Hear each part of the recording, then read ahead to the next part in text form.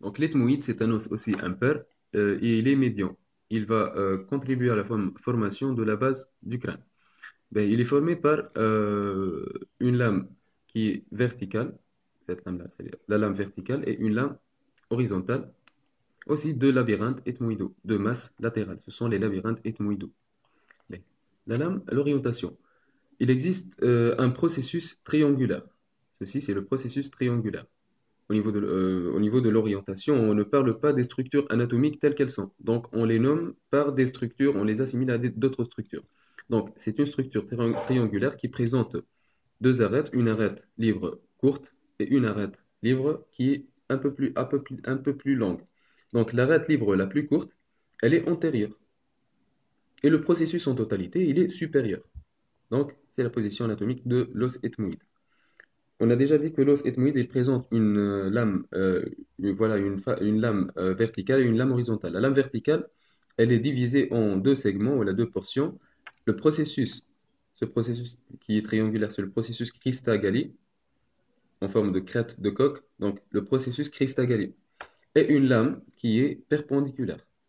Celle-ci, c'est la lame perpendiculaire qui est parfaitement sagittale et elle est centrale. La lame perpendiculaire et le processus Christa-Galli vont tous les deux former la lame verticale. Il existe aussi une lame horizontale.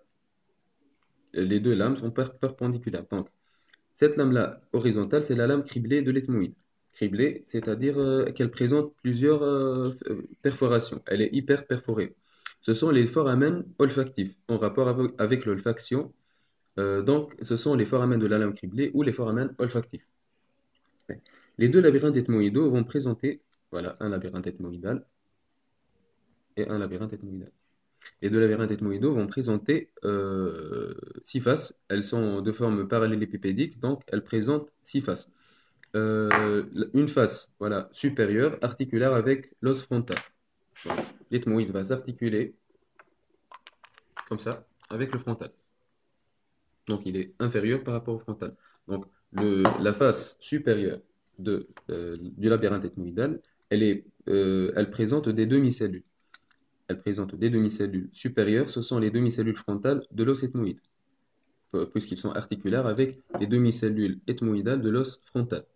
Donc, au niveau antérieur, les demi-cellules lacrymales de l'os ethmoïde, articulaires avec, avec le lacrymal tout court.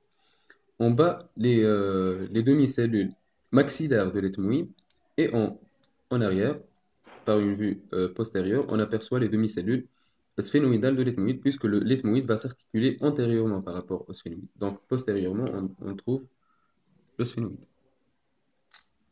Voilà, de cette manière, le sphénoïde.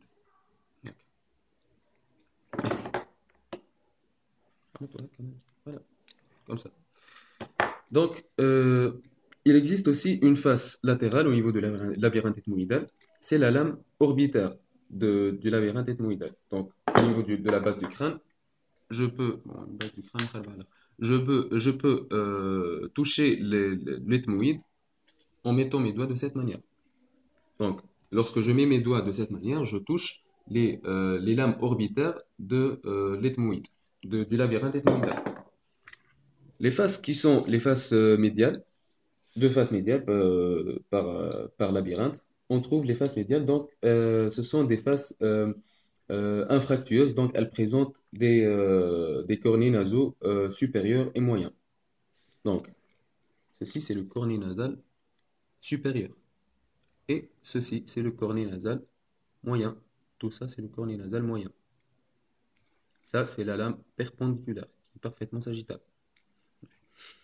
Le cornet nasal moyen va détacher par une vue antérieure un processus. Ce processus-là, c'est le processus inciné.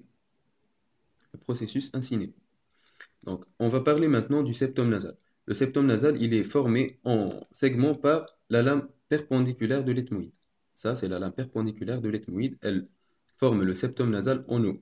Juste en avant, par rapport à la lame perpendiculaire de l'ethmoïde, on va apercevoir un cartilage nasal septal. Donc, le cartilage nasal septal, voilà, le cartilage du septum nasal, euh, il va s'articuler en avant par rapport à la lame perpendiculaire. Ok.